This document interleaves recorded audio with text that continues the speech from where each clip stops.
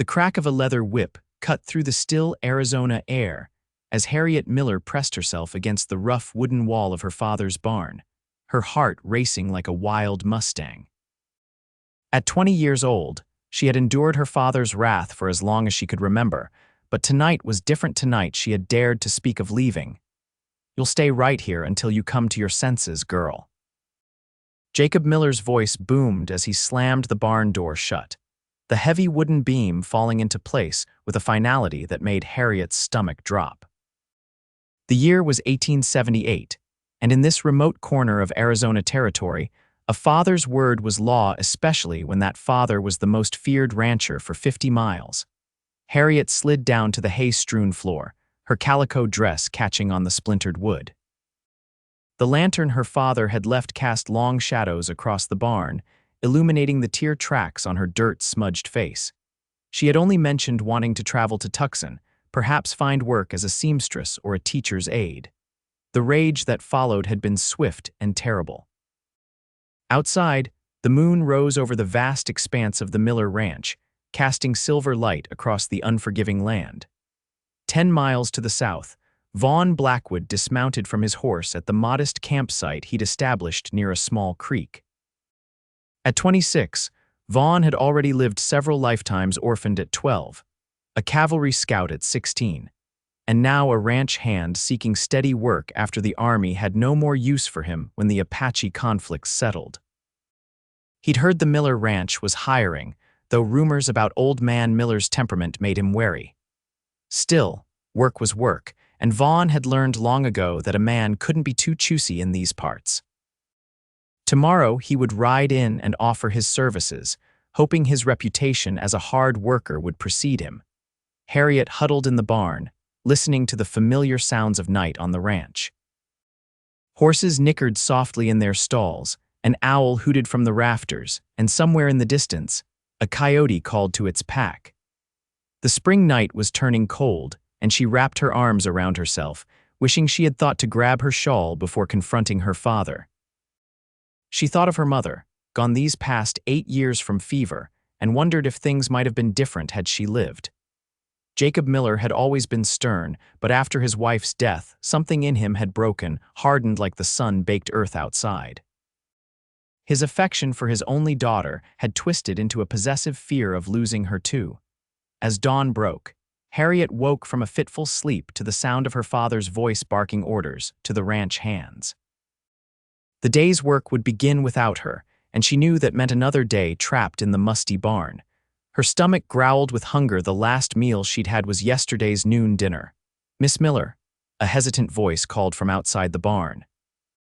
It was Lucy, the housekeeper's daughter, a girl of 14 with whom Harriet had formed a friendship despite her father's disapproval.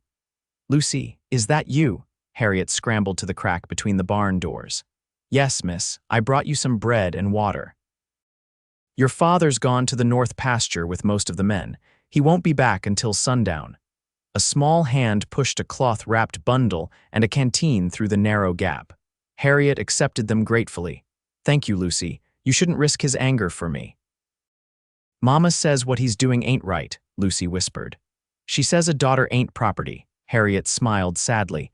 "Your mother is a wise woman. Lucy, do you think you could find something to help me get this door open?" The girl was silent for a moment.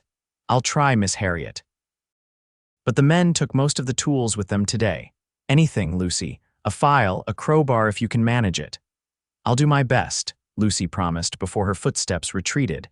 Harriet ate the bread slowly, savoring each bite and sipping water sparingly. She didn't know when her next meal would come, and her father's stubbornness was legendary.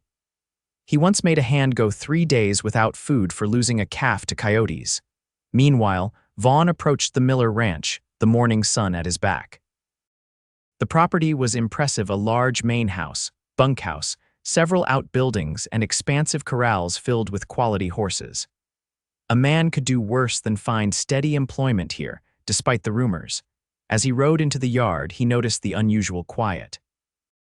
A few hands were visible, but far fewer than a spread this size would normally employ. A graying woman emerged from the house, wiping her hands on her apron. "Good morning, madam," Vaughn called, tipping his hat. "I'm looking for Mr. Miller about possible work." "Mr. Miller's gone to the north pasture today, she replied, eyeing him warily. I'm Mrs. Chambers, the housekeeper. You might try back tomorrow if you're seeking employment. Vaughn nodded, taking in the woman's tense posture. Much obliged. Is there a foreman I might speak with in his absence, Mrs. Chambers hesitated. Mr. Peterson might be in the stables. Tall man, red beard. Thank you, madam. Vaughn turned his horse toward the stables, but not before noticing a young girl slipping out of the main house, looking furtively around before darting toward a tool shed. Inside the stables, Vaughn found not a foreman but a solitary ranch hand mending tack. Mr. Peterson around? Vaughn asked. The man barely looked up. Peterson left 2 weeks ago after a disagreement with the boss. I'm Wallace. What can I do for you? Vaughn Blackwood. Looking for work. Wallace snorted. You and half the territory. Miller fired 3 men yesterday. Keeps cycling through hands like playing cards. Any particular reason? Man's meaner than a wounded bear since he locked his daughter in the barn yesterday. Those that spoke up got sent packing. Vaughn's brow furrowed. He locked his daughter in the barn.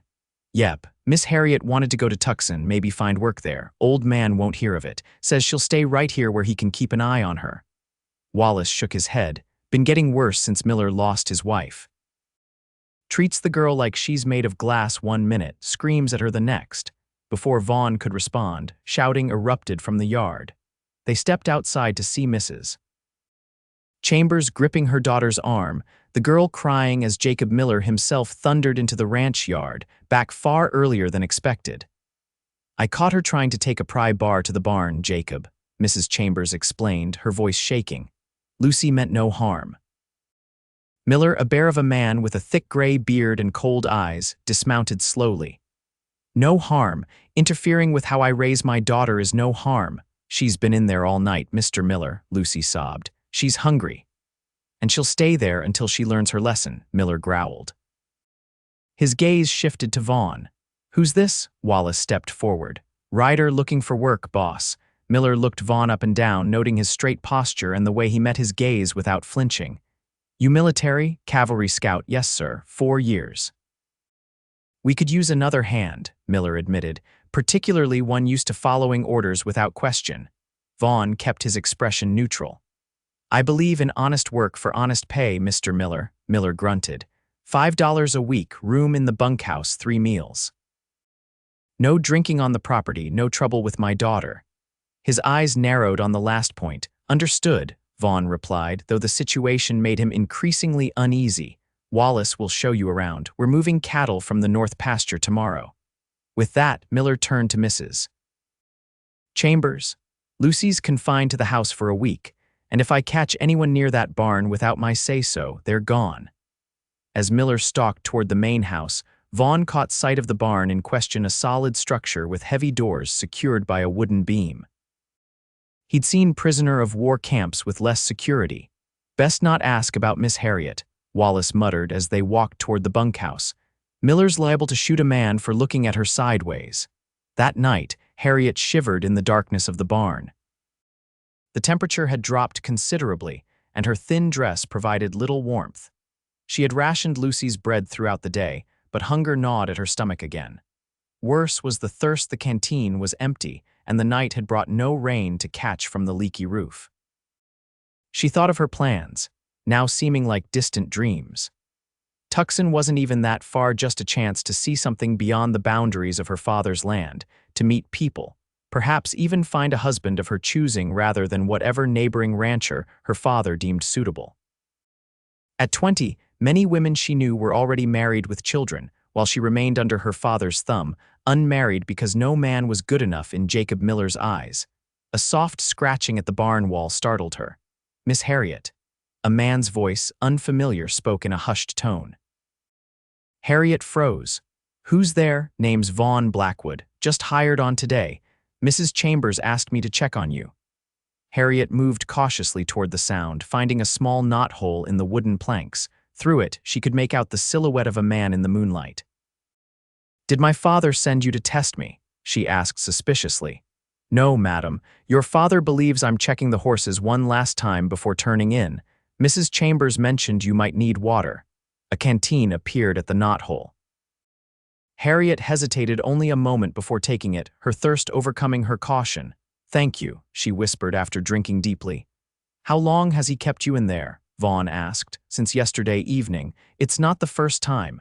Harriet sighed. "He'll let me out once he thinks I've learned my lesson about trying to leave. That's no way to treat anyone, let alone his daughter." Harriet was surprised by the conviction in the stranger's voice. "You're new here. You don't understand my father." "I understand enough." "Is there anything else you need tonight? Food? Blanket?" "A blanket would be heaven, but you shouldn't risk it. Father checks the bunkhouse supplies regularly." There was silence for a moment. "I'll be back," Vaughn finally said. Before Harriet could protest, his footsteps retreated. She clutched the canteen, wondering if the stranger was genuinely kind or if this was some elaborate test her father had devised. Jacob Miller had done such things before, hiring men to pretend sympathy for her situation only to report back her words. 20 minutes later, the footsteps returned. "Miss Miller, still here," she replied dryly. A folded blanket appeared through the gap beneath the barn door. "It's my own. Your father won't miss it." Harriet pulled it through, wrapping it around her shoulders immediately. The wool was rough but warm, carrying the scent of pine and leather. "You're risking your job," she warned. "Some things matter more than a job." There was a pause. "I'll check on you tomorrow if I can. Try to rest." As his footsteps faded away, Harriet settled into the hay, wrapped in the borrowed blanket. For the first time in 2 days, she felt a flicker of hope. Perhaps this stranger, this Vaughn Blackwood, was different from the others her father hired. The next morning, Vaughn rose before dawn with the other hands. Miller was already in the yard, barking orders for the cattle drive from the north pasture. He assigned Vaughn to ride with him, clearly intending to assess the new hire personally. Throughout the morning, Vaughn worked diligently, demonstrating his skill with horses and cattle. Miller watched him closely but seemed satisfied with what he saw.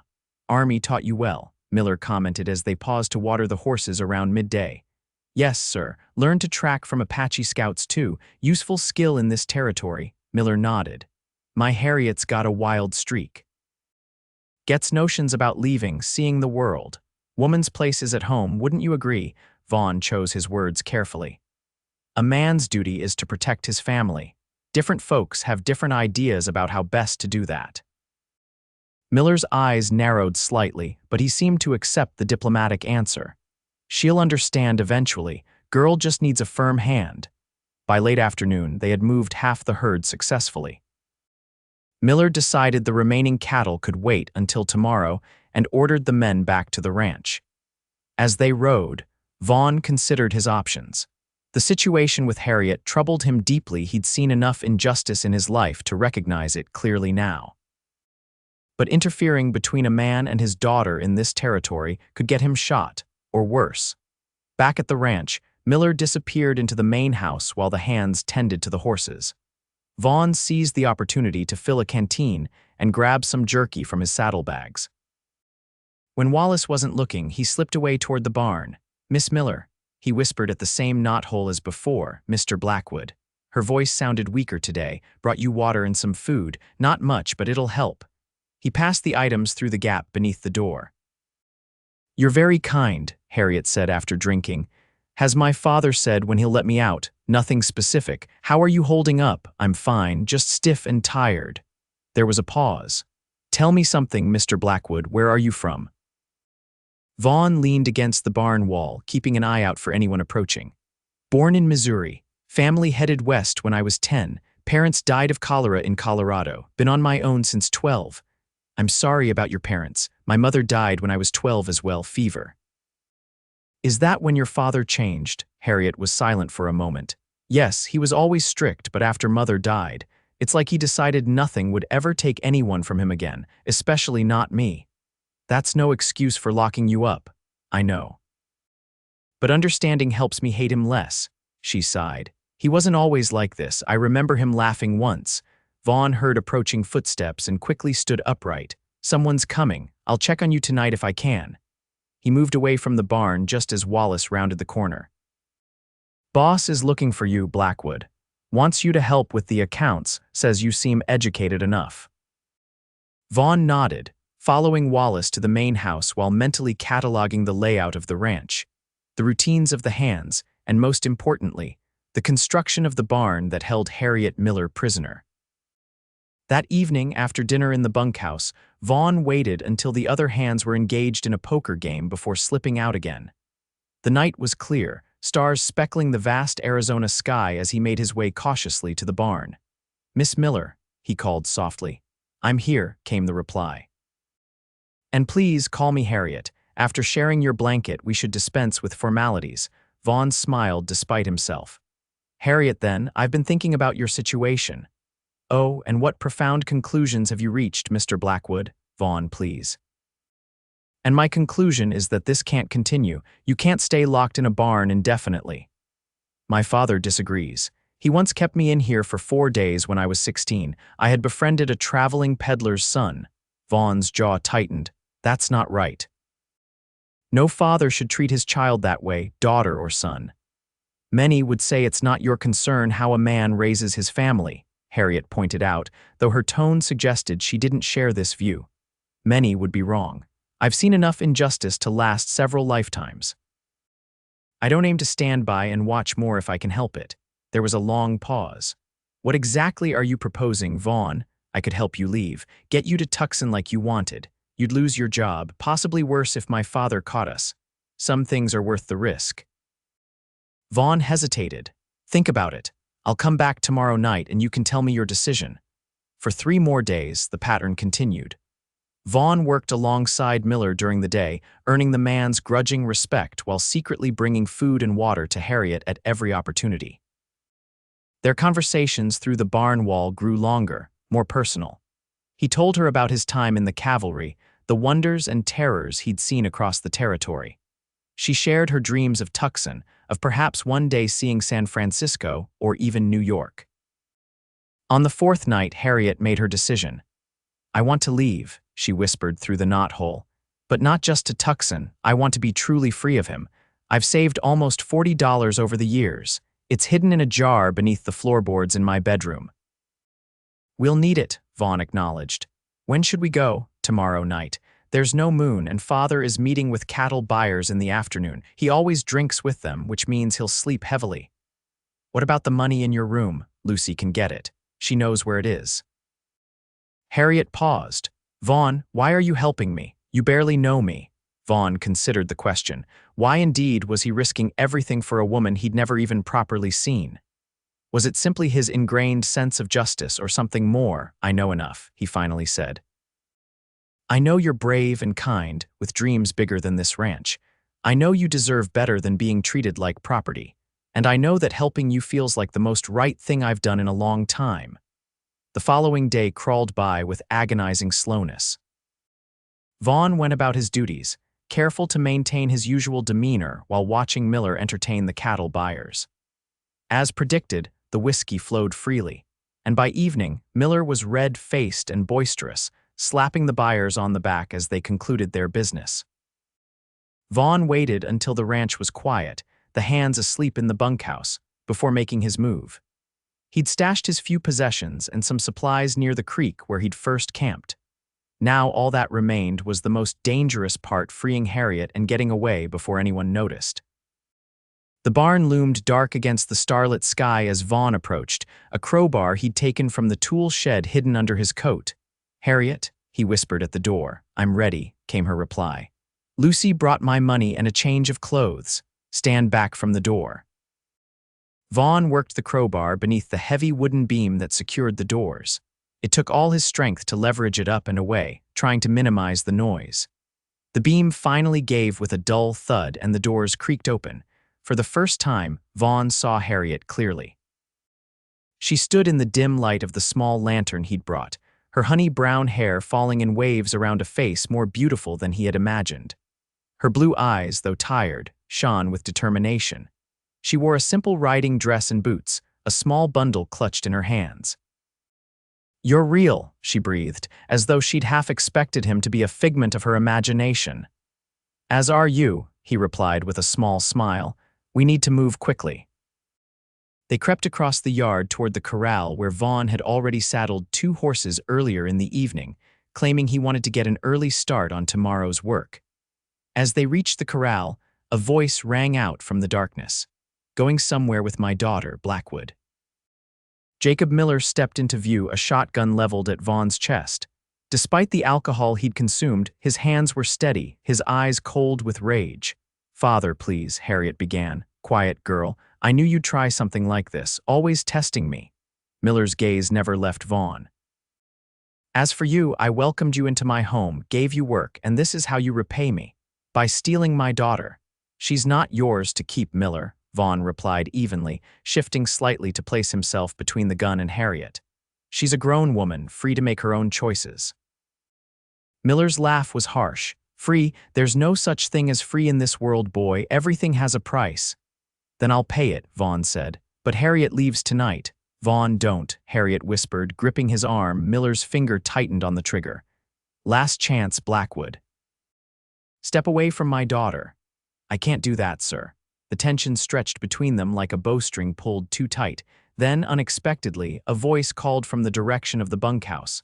"Mr. Miller, fire in the south pasture." Miller's head turned instinctively toward the voice. Vaughn seized the moment, lunging forward and knocking the shotgun upward.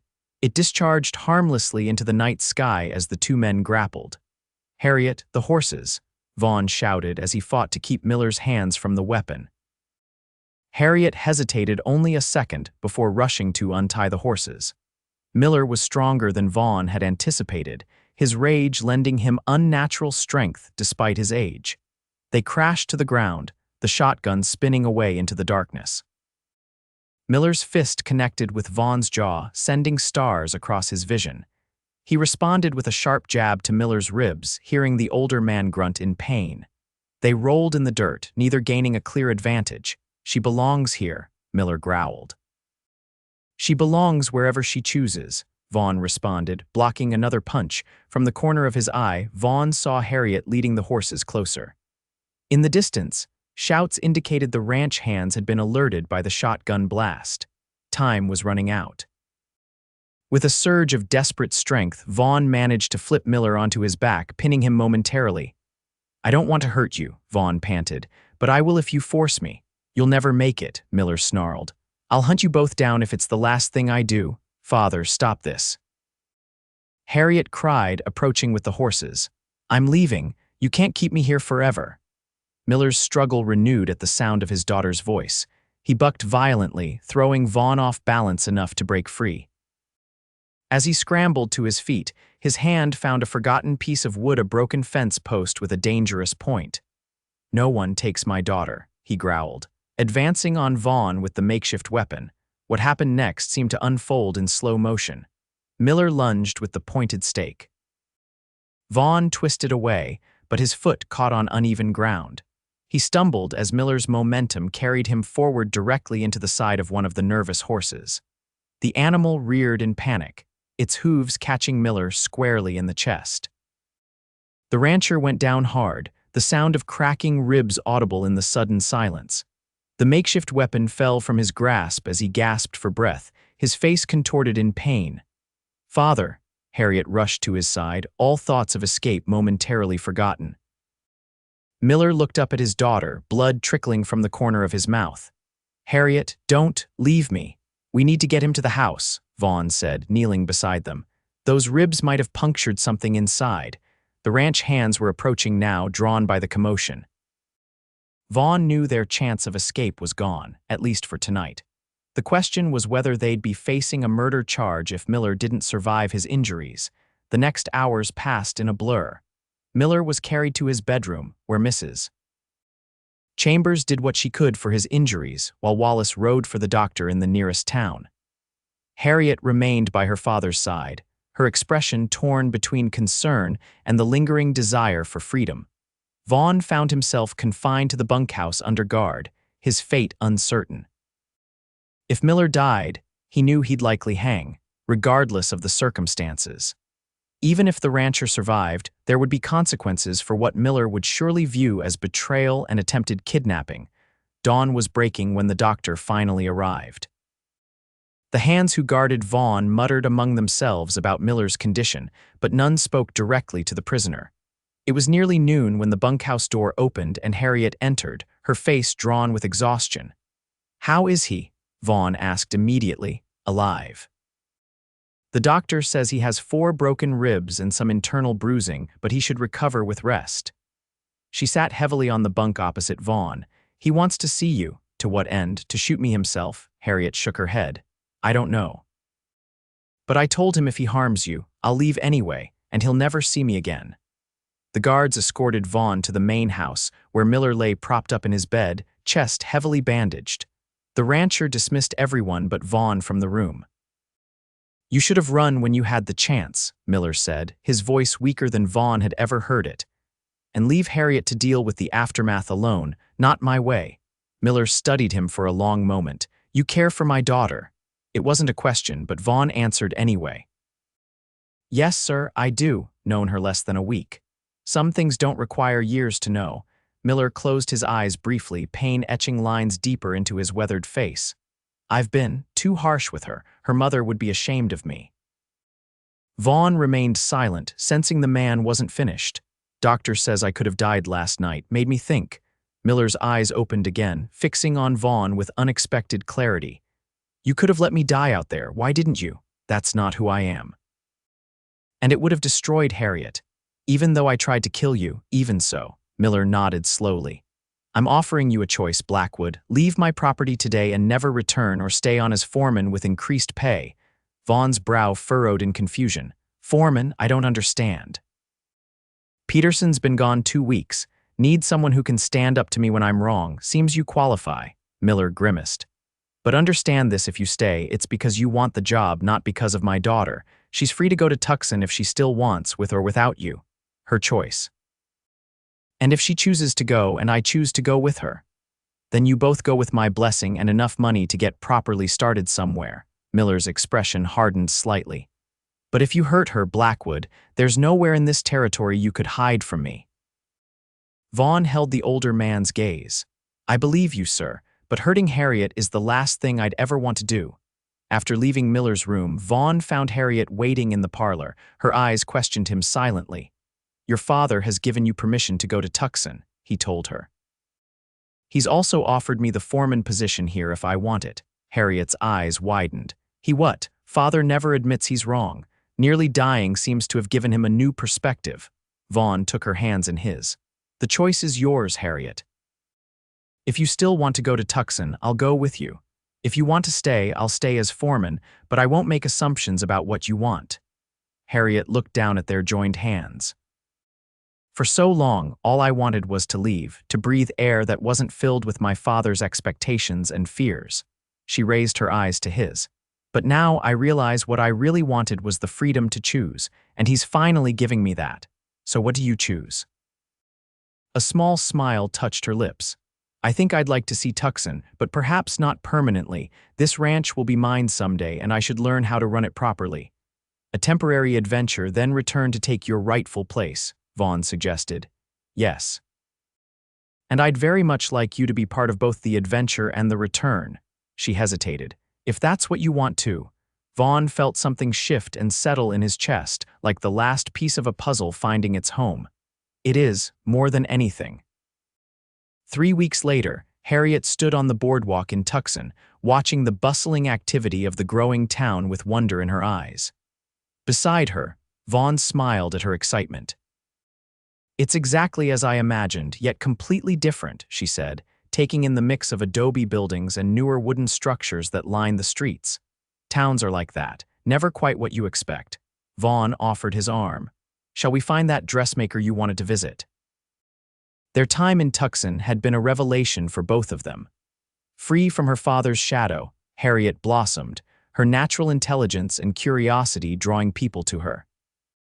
Vaughn watched with growing admiration as she navigated new social situations with grace, asked insightful questions of every craftsperson they met, and absorbed knowledge about business and trade that would serve her well when they returned to the ranch. For his part, Vaughn found himself falling deeper in love with Harriet with each passing day. Her strength, her compassion, even her occasional stubbornness, all of it enthralled him. They had agreed to stay in Tucson for 2 months, before returning to the ranch, where Vaughn would take up the foreman position, and Harriet would begin learning the business side of ranching from her father. Jacob Miller, true to his word, had provided them with funds for their stay, and sent a letter the previous week indicating his recovery was progressing well. The letter had contained something else too, an awkwardly phrased but sincere apology to his daughter for years of overprotective behavior, and a promise to do better in the future. That evening, Vaughn took Harriet to dinner at the finest restaurant in Tucson, a place that served surprisingly good beefsteaks and imported wine. As they finished their meal, he reached across the table for her hand. "I have something to ask you," he said, his voice more serious than usual. Harriet's eyes widened slightly. "Yes, these past weeks with you have been the happiest of my life. I know we haven't known each other long by conventional standards, but I feel like I've known you forever." He drew a small box from his pocket. "Harriet Miller, would you do me the extraordinary honor of becoming my wife?" Tears welled in Harriet's eyes as Vaughn opened the box to reveal a modest but beautiful gold ring with a small pearl. "Yes," she whispered, then louder. "Yes, Vaughn, nothing would make me happier." As he slipped the ring onto her finger, applause broke out from the other diners who had witnessed the proposal. Harriet blushed but smiled radiantly, her joy uncontainable. "I thought perhaps we could marry here in Tucson before returning to the ranch," Vaughn suggested. "Start our new life together properly." "I'd like that very much, though I'm not sure how Father will take the news." Vaughn squeezed her hand. "I think he might surprise you. I wrote to him last week asking for his blessing." "You did? What did he say?" "He said any man fool enough to break into his barn and brave his shotgun to rescue his daughter probably deserved her." Vaughn smiled at the memory. "He also said he expected grandchildren within a reasonable time frame." Harriet laughed, the sound like music to Vaughn's ears.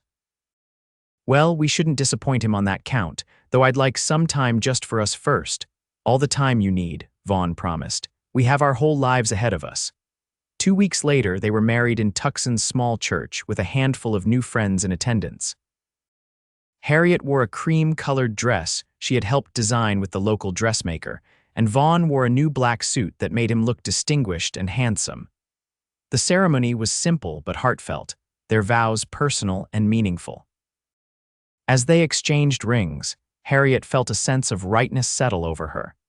This was what freedom truly meant, not just the ability to leave, but the choice to bind herself to someone who valued and respected her.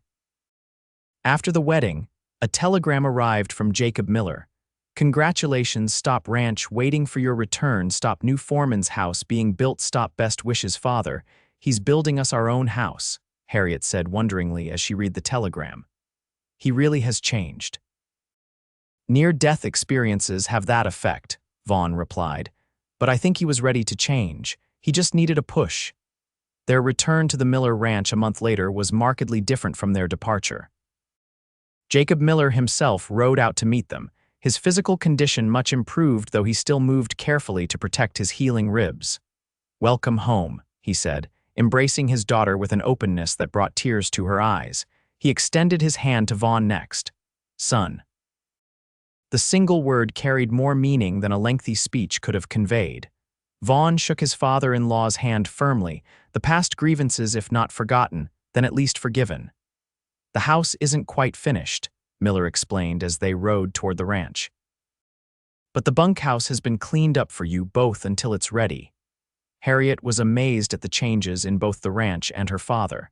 In their absence, he had hired new hands, good men with families who brought a more settled atmosphere to the property. Mrs. Chambers and Lucy greeted Harriet with warm hugs, and Lucy proudly showed her the new dress Miller had bought her as thanks for her help. "You were right to leave," Miller admitted to his daughter that evening as they sat on the porch. Vaughn had gone to familiarize himself with the current ranch operations, giving father and daughter time alone. "I couldn't see past my fear of losing you like I lost your mother, but in trying to keep you safe, I was suffocating you." "I understand why you did it, father," Harriet said gently. "But I needed to make my own choices, my own mistakes. Like marrying a man you've known barely 2 months." Miller raised an eyebrow, though his tone was light. Harriet smiled. That wasn't a mistake. Vaughn is everything I could want in a husband: kind, brave, principled. And he loves you." Miller nodded. "That much was clear from the moment he was willing to face down my shotgun for you." Over the following months, the Miller ranch flourished under the combined efforts of Jacob, Vaughn, and Harriet. The foreman's house was completed, a comfortable 4-bedroom home that sat on a gentle rise with views of the mountains. Harriet took to ranching with natural aptitude, her time in Tucson having given her confidence in her abilities. Vaughn proved to be an excellent foreman, respected by the hands and trusted by his father-in-law. The scars of their initial conflict faded as Jacob came to rely on Vaughn's judgment and experience. For his part, Vaughn never mentioned the night in the barn unless Jacob brought it up first, allowing the older man to preserve his dignity. Their first wedding anniversary was celebrated with a party that brought neighbors from miles around. The Miller Ranch, once known for its reclusive and ill-tempered owner, became a center of community gatherings under Harriet's influence. It was at this celebration that Harriet shared news that brought tears to her father's eyes. "We're expecting a baby in the spring," she told him as they stood watching Vaughn chatting with some of the neighboring ranchers. Jacob Miller, once so fearsome and unyielding, placed a gentle hand on his daughter's shoulder. "Your mother would be so proud of the woman you've become, Harriet." "I know I am. Even though I defied you, ran away, because you defied me," he corrected. "You showed me what real strength looks like. It's not about controlling others, it's about having the courage to do what's right, even when it's difficult." Spring brought new life to the ranch in more ways than one. The cattle herds grew with the season's calves, the pastures turned lush and green after winter rains, and in April, Harriet gave birth to a healthy baby girl whom they named Victoria after Vaughn's mother. Jacob Miller, now a doting grandfather, spent hours rocking his granddaughter and telling her stories of the old days. The transformation in him was remarkable, the bitter, controlling man replaced by someone who laughed easily and spoke openly of his feelings. "I never thought I'd see my father like this," Harriet commented to Vaughn one evening as they watched Jacob showing little Victoria the stars from the porch of their home. "People can change when given reason and opportunity," Vaughn replied, his arm around his wife's waist. "Your father just needed to learn that loving something doesn't mean caging it, like you knew all along." Harriet leaned into his embrace. "From the moment you heard I was locked in that barn, you understood what needed to happen. I understood that you deserved freedom. The rest we figured out together." By Victoria's first birthday, the Miller Ranch had nearly doubled in size through strategic purchases of neighboring properties. Jacob had formally made Harriet a partner in the business, and Vaughn's position had evolved from foreman to co-owner alongside his wife. The celebration of Victoria's birthday coincided with another important announcement: Harriet was expecting their second child. The news was met with joy by everyone, especially Jacob, who had become a different man from the one who had once locked his daughter in a barn for daring to dream of a life beyond his control. That night, after the festivities had ended and Victoria was asleep in her crib, Harriet and Vaughn sat on the porch of their home, looking out over the land that was now truly theirs. "Do you ever think about that night," Harriet asked softly, "when you broke the barn door and everything changed?" Vaughn nodded, his hand finding hers in the darkness.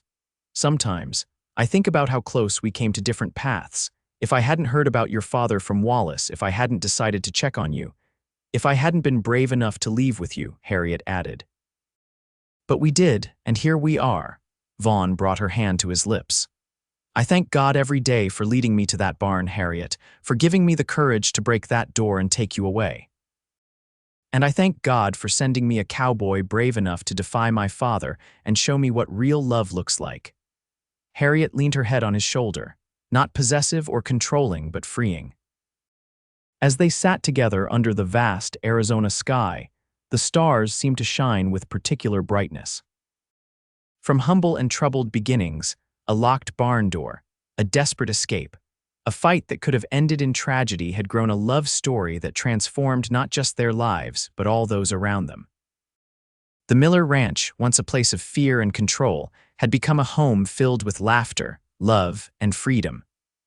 And it all began with a cowboy who broke down a door to rescue a woman he barely knew, but somehow already loved.